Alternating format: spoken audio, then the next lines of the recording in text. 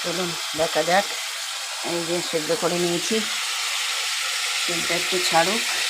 মাছটা ভেজে নিয়েছিলাম, তেজপাতা, জিরে, একটা কাঁচা লঙ্কা, হলুদ, নুন দিয়ে ওটা সেদ্ধ করেছি বলে আর দেবো না।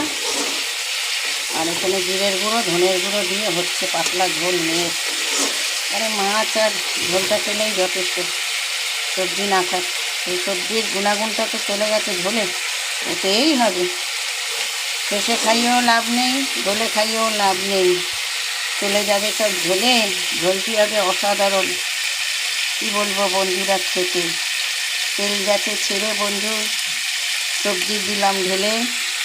এই রেসিপি বাচ্চার জন্য সেরায় সেরা হবে, দেখতে থাকুন, সঙ্গে থাকুন।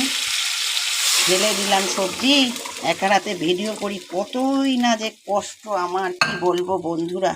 সবজি খাবো আমরা, বাচ্চা খাবে ঝোল, তরতাজা হয়ে উঠবে। বলি বলি বলি